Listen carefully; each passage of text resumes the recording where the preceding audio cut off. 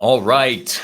Good morning and good afternoon, everyone, kind of depending on where you're dialing in from here across the country. So excited to host this webinar here today.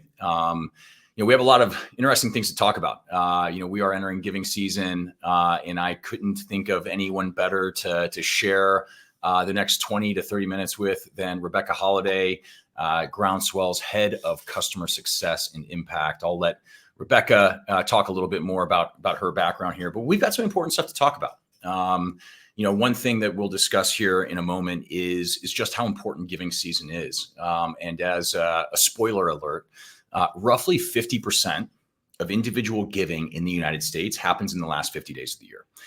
Typically called that giving season, that holiday giving season, often thought of as kicking off with Giving Tuesday right after Thanksgiving, going all the way through those holidays in December, and of course, culminating on December 31st when all the people that like to procrastinate, like yours truly, are making their frantic end of year donations to charity. Obviously, though, if you have Groundswell, you've got a donor advised fund, so that doesn't even really matter. You can give whenever, wherever you want because of the tax advantages of that account. But here's what we're going to talk about today. We're going to talk about how you make the case to executives to run some sort of special programming here at the end of the year. We're going to talk about how. What are the tips and tricks for driving that engagement? We'll talk about campaigns. We'll talk about competitions, donation credits, a lot of the functionality that we have at Groundswell. And then lastly, we're going to talk through some lightning rounds, those rapid fire tools and techniques that we've seen be so successful. So again, if you don't know who I am, my name is Jake Wood. I'm the founder and CEO here at Groundswell. I know many of you, and I'm excited to see a lot of our customers and prospects that are currently evaluating Groundswell live here with us today. Again, I'm joined by Rebecca Holliday. Rebecca, why don't you introduce yourself? Hey, Jake. Thanks so much. Hi, everyone. I'm Rebecca Holliday. I lead our customer success and impact team here at Groundswell. I've been with Groundswell since early days. So I'm just hitting my 3-year mark right now, which is exciting.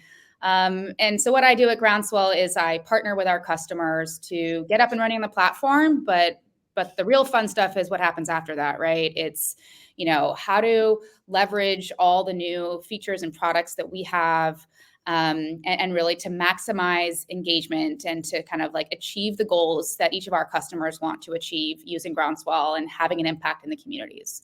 And I've worked at a nonprofit, I've worked in a big company. And so I know kind of where all of this comes together. And that's really what we do at Groundswell is to make sure that, we're resourcing the organizations out there doing important work locally and globally. So excited to dive into this today with everyone. Awesome. So we're going to go ahead and hop right into the first topic, Rebecca. So making the case, why? I'm going to pass this over to Rebecca, but it's really, really critical that you get that executive buy-in to run special programming here at the end of the year to capture that potential that is during giving season. So, I'm going to turn it over to Rebecca. Why is giving season first good for employees? Why is it good for your business? And then lastly, why is it critical for the charities who are counting on this support? Go ahead, Rebecca. Yeah, of course. Well, it's really a trifecta here, right? So you can make the case on kind of multiple vectors, but for so many companies, right? Their donation matching and volunteering programs is really an important tool for engaging employees and really keeping employees happy and feeling connected, to the mission of the company. And so, there's some really powerful statistics here that, we want to share, to give you tools to kind of make that case internally, right? And so, a lot of it comes down to a fulfillment, right? So 74% of employees say that their job is more fulfilling when they have an opportunity to give back and to have a positive impact in the world. And that can be through that donation matching, but it can also be through volunteerism. We've heard that the younger generation, right, millennial, Gen Z employees, they consider a company's, impact approach, their strategies when deciding where they want to work, right? So nearly 50% of those prospective employees are making decisions not just on comp, not just on, okay, is it a remote or hybrid or in-person environment, but can I make a difference? Can I, is this company a good citizen? So, that's, I think, again, a way to kind of engage, retain, attract the workforce as a part of making that case. Yeah, I think this was something that we particularly saw shift during COVID. You saw, I think part of it was generational. You mentioned Gen Z, but certainly I think COVID reframed for people their relationship with work. And you had a lot of folks who suddenly indicated very clearly, very loudly that, hey, I want to do more than just earn a paycheck. I want to show up to a place every day that leaves me feeling more fulfilled, that is aligning their values to mine, that is allowing me to be like my full and authentic self at work. And so I think that's a really critical component. And again, if you believe, and you should, because I'm not lying to you, that the statistic that 50% of individual giving is happening in the last 50 days of the year, what better time to kind of ride the coattails of that momentum, and as a company clearly demonstrate, not say, but demonstrate and do, by really empowering your employees in a way that drives that engagement. So it's not just employees, right? So Rebecca, All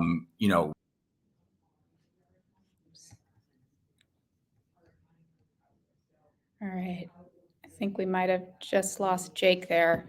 But we're going to go back over here and talk about, are you back, Jake? I was never gone. You were never gone. Go ahead. Sorry. We're going to talk about, again, it's not just employees, but it's also your customers, right? And so, that's a really important part of making that case, right? Because there's business bottom line reasons, right? And so, a staggering sort of over 90% of global consumers expect companies to do more than just make a profit, right? And you hear so much about that. You talk about, the role of business in the world, and, whether it's on the environmental side, the social impact side, et cetera. It's really critical. So to be able to harness this giving season to, gather that data about where your employees are donating, where the company is, cutting bigger checks to important nonprofits and causes. I think that's part of that story and a part of that sort of brand awareness and reputation that consumers, want to see. And similarly, in terms of purchasing decisions, right? Consumers are more likely, 67% more likely to purchase from companies that are committed to social impact, right? And there's obviously the companies that are where it's deeply ingrained in their brand, right? The Patagonias of the world, but it's really important across the board, right? And I think it's just it's table stakes now. It's an expectation in terms of, again, attracting customers, retaining customers, just in the similar way it is for employees, as we said earlier. Yeah, and I think that this is one of those other trends that is, I think, one, undeniable, and two, relatively recent, right? So you mentioned a company like Patagonia. They've been having that authentic commitment for decades, and it's one of the reasons why consumers are so loyal to them. But I think, concurrent to kind of the employee trends that we just got done talking about that were really accelerated by COVID, you certainly saw that consumer activism accelerate as well through events like George Floyd, where you had consumers, for right or wrong, right, demanding that the companies that they were supporting take stands on these big issues. Things, whether it's racial justice, whether it's even a woman's right to choose, particularly over the last 4 or 5 years, we've seen that accelerate. And here's the problem, right? It's not easy for executives in companies to navigate that expectation. I mean, I talked to so many CEOs, and many of them talk about, hey, it's kind of a damned if you do, damned if you don't. I'm always going to upset someone. And I think that's one of the reasons why we've really leaned into this idea of democratizing that impact here at Groundswell. How is it that you empower your employees to support what matters to them? It's also one of the reasons why with our customers, when we're going through that implementation, and Rebecca, this is really your purview, as we're consulting with companies on how to maximize their program design in order to maximize engagement. One of the things we really stress is don't constrict what charities you're willing to match to. That constriction comes from that natural fear that companies have of the risk of being associated with nonprofit organizations. And we see this all the time. They'll take these lightning rod issues, for example, reproductive rights, and they'll say, oh my gosh, like this is such a hot button issue. Even if we suspect our employees might fall on one side or the other, we just don't want to step in it. And so they'll restrict nonprofits on both sides of that issue. And what we see consistently is that's a losing approach, right? Maximize choice, respect the values of your people, and really just encourage them, empower them to give back and to care about something, right? Anyway, just wanted to jump in there. We've got one more, section here on making the case. So Rebecca, let's talk a little bit about let's talk a little bit about why this matters so much to the nonprofits.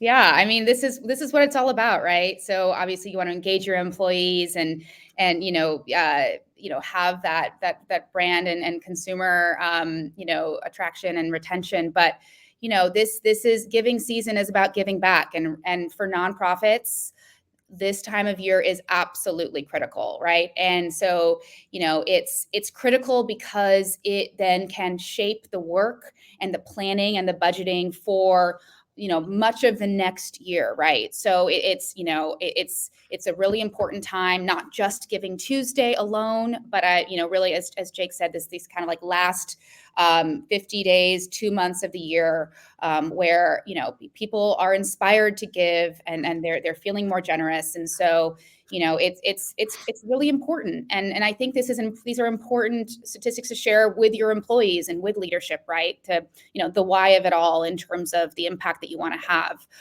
So we've talked about some of this, but just the staggering amount of participation and resources raised in Giving Tuesday alone, over 3.1 billion in the U.S. alone. And then again, that annual fundraising revenue, right, that will resource important work in the future months. 60% is raised during giving season, especially for these small and medium-sized nonprofits, right? There's larger charities that may have like a really, really strong fundraising approach and team throughout the year, but for a lot of small nonprofits, this is the time where people's attention is captured. And so again, it's critically important.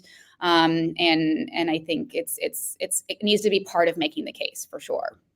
Yeah, I mean, obviously, I can speak from experience here. Anybody that's connected with me on LinkedIn knows I'm not just the CEO here at Groundswell, but also the chairman and founder of an amazing nonprofit organization called Team Rubicon. Obviously, I'm biased, and for over a decade, we have looked at Q4 and known that 50% of our revenue had to be raised in the last 3 months of the year. And I can tell you, the level of anxiety that you have when you're talking about a $40 or $50 million budget, knowing that you've got to raise 25 million of that in 90 days is excruciating. And so it's just so important for folks to understand how critical this window is. And I think it also, is an opportunity for us to also rethink some of our giving habits, right? There's no reason why we have to wait until the last 90 days of the year to give and support these organizations. One of the things we've really tried to lean into with how we've built Groundswell is this idea of like, put your giving on autopilot. We have developed the market's easiest payroll giving solution, literally no integration, no administration required. It's one of a kind. No one else can even touch the simplicity of this. And then turn that around and just, automate that giving every single month, just chip in to these charities. Those recurring monthly donations, I can't tell you how critical they are to really evening out the troughs in the fundraising seasonality year over year. So these are some of the things that as corporate social responsibility leaders within your company, you can encourage your folks to participate in, even consider running a campaign. Like, hey, we want 20% of our employees to set up a recurring monthly donation. Like, what an incredible habit to try to build for your employees. But I digress. Let's move on to our next topic. What are the tools that we have in Groundswell? Of course, I've already, preempted a few of these, Rebecca. On the thunder, it's okay. I'm going to really turn it over to you. What are some of the best practices to engage employees during giving season in order to drive that impact? Let's start right here. Yeah, I mean, this is, again, we talk about campaigns, we talk about driving urgency, and this is a really, really powerful tool to leverage.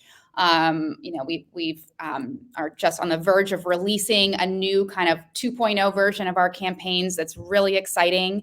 You'll see more about that later this month, but just in time for that, those 2 big months of the giving season. But again, campaigns are a way to sort of shine a spotlight on the time of year, to shine a spotlight on specific nonprofits that you want to support as an organization, and then to just sort of like have some fun with it, right? To track participation, track donations towards a goal. And this is where you can configure with a special match, right? So if maybe your annual match program is 1-to-1, dollar for dollar, during this specific time, whether it's a month, a week, 2 months, you could do a 2x match, or if you're feeling really generous, a 3x match, right? And so, our campaign feature, both is really easy to set up, and then it can be part of the tool to, do that outreach to employees and generate some kind of excitement and, most importantly, generosity during the giving season. Yeah, I mean, one of the things that we've heard from, a handful of customers that, have come over from other platforms is actually how complicated it is to create a campaign, right? We have folks say, oh, boy, campaigns are such a pain in the what. I've got to reach out to customer support. It takes them 5 days to get back to me. They have to set up the campaign for us. This type of product design never really made sense to us. And so one of the things that we've really leaned into is just this ability to self-serve, right? You want to launch a campaign, it's going to take you 2 minutes on Groundswell to launch that campaign. And the last thing I'll say here is never underestimate the power of FOMO, right? That's really what these campaigns are all about. There's all sorts of research that nonprofits have conducted over the years from their own fundraising efforts that demonstrate very clearly, if you set a goal, that has a huge impact on your fundraising elements. You create a time-bound window that campaign is running. It has a material increase on engagement rates. So, that fear of missing out, like we're going to miss our goal. I'm going to miss the window to participate. I see all my friends donating to this campaign and I don't want to be the one that doesn't, so you create that social pressure to participate. These are tools, time tested. Don't be afraid to use them. And again, all that functionality exists right there in the Groundswell platform. I'll just say one more thing on this, Jake. One of our customers, Whitfley, they called me at 10:50 a.m. The Friday after Hurricane Helene made landfall and said, hey, I'm going into a meeting. We want to do something here. And I said, okay, here's how you set up a campaign. I sent them the link. And by 11:35, a campaign was live on Groundswell. And in less than 1 week, they had nearly met their goal that they had set in terms of donation matching. And it was just like powerful to see from start to finish. It hasn't even ended, right? They've hit their goal, but they're blowing past it. So that's just a recent example. It's not giving season. But again, campaigns are not just about Giving Tuesday, giving season. They're about, as you know, at Team Rubicon, the critical things happening in this country right now. Yeah, I mean, the old pro tip in the fundraising world is you never actually let a campaign reach the goal. You keep moving the goalposts. They're always stretching them up further and further. But I love that anecdote.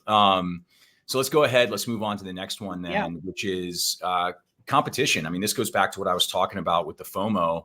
Let's talk a little bit about, how employers can create that, really drive that competitive nature to get that engagement. Yeah. Well, again, I think with, depending on a company's structure and size, it never hurts to pit one department against the other when it comes to, giving back to the community, right? So, we are able to utilize, our system, the way employees are structured on Groundswell to filter and sort and report to track, the marketing department has donated this much, or the IT department has donated that much. And so, we think, again, it's similar to the sort of FOMO and excitement generated in campaigns more broadly, but is to just kind of, make some fun here. And again, it's all in the spirit of giving more, giving back, right? And then, incentivizing that participation by, rewarding and recognizing the winners, right? And so, I'm seeing this happen right now at my kids' school fundraiser, right? They have a leaderboard in each class. They get like a popsicle party if for for whichever class raises the most money for the school fundraiser. And it just injects it all with some fun. So, maybe do some popsicles with your team, or no, but more importantly, think about, again, saying, okay, the department or the team that, donates the most, then, pile on with an extra corporate donation to the nonprofit of that team's choice, right? So again, it's rewarding, it's recognizing, and it's just creating that internal buzz that I think will, again, drive more engagement and more excitement and participation. Yeah, I don't think you can overestimate the power of competition and incentives, right? So there's really two parts to this, like Rebecca outlined. One is you got to pit people against each other. Now, one of the things that we've heard about other platforms is just the challenge, and even just getting insights and access to data, and I can imagine that, like, you may not want to create a competition if you got to reach out to your customer success manager, every other day to get an update on what the numbers look like. And so, again, one of the things that we've really focused on is that self-service model. So at any time, you have real instant access to your live data with Groundswell. You can cut and slice your program information in any way that you want. Hey, I want to see what participation looks like by job tier, by location, by business unit, by any of these data points that you share in your HRIS file. And you got instant insights right there, consolidated, visualized, all within the platform. So that's kind of the first thing: create the competition. And then it's the incentives, right? Is it an extra day of PTO? Is it an extra day of VTO? Living that same spirit of giving back. Is it a happy hour? Is it extra budget for holiday gifts? Really, there's no limit to what you can do. You might be constrained by budget, but there's tons of things that you can do with no cost to create incentives for this. So I think it's a great point. Rebecca, let's move on to the next one. Urgency. Let's talk about that. How do you do that? Yeah. So again, we have what we call donation credits, but think of it as a gift to give during the holiday season. So some companies, will give a mug or some sort of, physical gift to employees during the holidays. But we're encouraging our customers to kind of reimagine what that is, right? And to utilize that budget and to send it through Groundswell and to give it to employees for a donation in particular, right? And again, these can be time bound, and kind of, you can put some guardrails on those donation credits so that, it needs to be donated within this, week period or a month period, right? Depending on kind of how you're structuring the giving season push within your company. But it really will motivate employees. And this gets back to the idea of empowering employees, right? Giving them the choice, giving them, it's sort of like a no strings attached gift, what we call donation credit, to send wherever they want, right? And that's amazing, right? I think we don't hear any complaints when our customers utilize the donation credit feature. So it's a really powerful way to kind of like augment and to kind of complement a donation match campaign and other kind of giving season approaches. Yeah, I think, gifts can be both large and small, right? And there's really no gift that's not worth giving. But I'll give you an example. One of our first customers, amazing company out in New Jersey, advertising agency, and had giving back in its DNA from day one. But that giving back had been driven entirely by the founder and CEO. Amazing guy, cancer survivor himself. And the company made strategic grants to two causes every year. One was a cancer organization because it mattered to him as CEO and as a cancer survivor. And another one was a scholarship that they supported for diverse candidates. And everybody was really proud of that. But again, these were things that mattered to the CEO. And so instead, what that executive did was he took the money that they had been giving away across these two grants, and they gave it to every one of their employees. And today, every employee gets $1,200 a year, basically $100 a month, to give to whatever matters to them. And what was amazing was he said it was probably one of the best decisions that he ever made as CEO, because the level of gratitude that he received far surpassed any other benefits decision they'd ever made. They could roll out new IVF coverage, in their medical benefits. They could roll out, a new PTO policy, remote work, whatever it might be. This was the one that accrued him the most gratitude from his employees, because again, it demonstrated that what mattered to them mattered to him. So just kind of think about that through all those lenses. All right. Awesome. Next up, Rebecca, clear Yeah. communication. Talk about it. I mean, this is critical, right? So, you might have the tools, the features on Groundswell, but none of that works if you're not actually communicating to your employees and having that sort of call to action, right? And so, and obviously we can be a partner in that as well. I often will create like a campaign one pager or any other sort of like email copy or anything to help kind of with that announcement, that disseminating that information. But I think it's, give people a heads up. This is coming, right? I just was on a call with one of our customers. They're going to do a giving back month in November, right? Starting on November 1st. They have an all hands on October 21st. This is Globo, one of our great customers. I just had an amazing call with them. They're doing a whole giving month in November. They're going to do a $25 donation credit, a gift, and then they've got their match campaign. They're coming at it from multiple angles, right? And they're going to communicate early about it and communicate often. And so it's just really inspiring to see how that works in practice.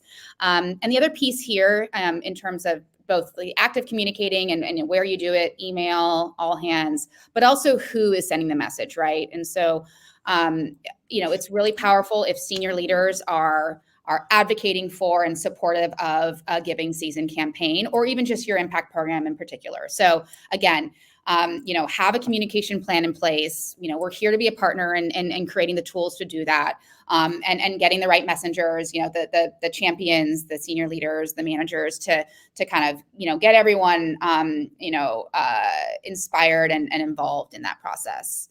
And that definitely, I think, leads to the next slide, which is, again, you want to both like communicate to drive action and have that call to action, but also, to share and celebrate. Okay, how was the campaign? How did we do in giving season, right? And so, this is a chance to spotlight the nonprofits that maybe got the most donations, employees who, what's their why? Why did they, you just shared some really powerful stories, Jake, about, why people support certain causes and issues, and like personalizing it to the extent that employees want to share that, it can be really powerful, right? And then it's just the stories of impact, right? How are nonprofits using these funds, right? And, we know right now with the hurricane response that there are so many nonprofits there on the ground supporting people in need. And so there's no question about what, the impact of the donations are having in immediately, right? Once they are sent through the platform. So, again, you want to share internally to make sure that everyone kind of understands what this was all about and how well the company did collectively. And then also use that as a tool to share externally, right? We talked earlier about your consumers, your customers, that the business case for this work. Yeah, don't be afraid to celebrate it, right? And to shine a spotlight on it. Yeah, no doubt about it. Well, we're coming close to time here, Rebecca. So let's nail these tips and tricks right here, and then we'll close things out for our guests. Yeah, lightning round. I love it. Yeah, so just a few best practices. Again, we've talked about a donation credit or a gift to give, but it's always great to save a little bit of budget just in case for sort of a spontaneous award or a spontaneous donation, to just kind of surprise people, right? So you might have your announcement at the beginning of a campaign or at the beginning of the giving season, but just, this opportunity maybe on, at the end of December, right? When everyone thinks it's all done, and say, hey, bonus round, right? This department gets this amount because they've done so well, right? So just saving a little bit of budget for that. And we've talked about volunteerism, right? If you don't have extra budget for donation matches, volunteering can be a really great way to bring people together in the giving season. And, Groundswell has an amazing volunteer event management system that can be deployed in multiple ways. So just think about giving back through service can be a really powerful way in addition to giving back financially. And then, we've mentioned sort of ERGs or other kind of internal champions, but just leverage the kind of the wider team. It's not just your, maybe the impact person or the HR department, but you probably have champions there that can be used to, again, message out the campaign, be that champion, kind of generate excitement. I think this is one of the most critical ones. So many CSR leaders, they're, overworked, underappreciated, and they're expected to do so much with so little. Understand there are so many people that are so passionate about something within your organization that they're dying to be asked to help you generate more impact, go tap them on the shoulder and put them in the game. Yeah. And then, for some companies, this is the beginning of a longer journey, right? So use Giving Tuesday or use, this time of year as the launch pad for your company's, year-round program, right? Or even to, reintroduce it. Or, we have some companies that have kind of like, redesigned their program, and they're using Giving Tuesday and the giving season as the moment where people are paying attention, they're more likely to give. So it's a really great it's a great time to kind of be used as a launch pad for the longer term approach. Totally agree. No better time to go and make an ask of your CEO than right now, because I can guarantee you that person has heard of Giving Tuesday. And like every other CEO I know, they're going to think it's their great idea after you plant the seed. Well, listen, that was phenomenal. I want to say, one, to all of our customers that tuned in, thank you. We wake up every day, and our goal is to serve you with the products that we build and the services that we provide you. I hope that this was helpful. I, of course, want to thank Rebecca. Rebecca was all too humble in her introductory comments. We are lucky to have an impact leader like Rebecca, who's been serving the world and her broader community for her entire adult life in one way, shape, or form. And so, consider us a resource. Rebecca and her team are standing by to help guide you in planning your Giving Tuesday campaigns. Of course, you can always reach out to me. I'd love to have that conversation as well. But we look forward to seeing all the amazing work that you're going to do here over the next 75 days through the end of the year. And more than anything, it's about the nonprofits that we're supporting and the impact that we're having in the communities in which we work and live. And so for that, I thank you for everything that you're doing. Have a wonderful day. Bye-bye. Thanks, everyone. Bye.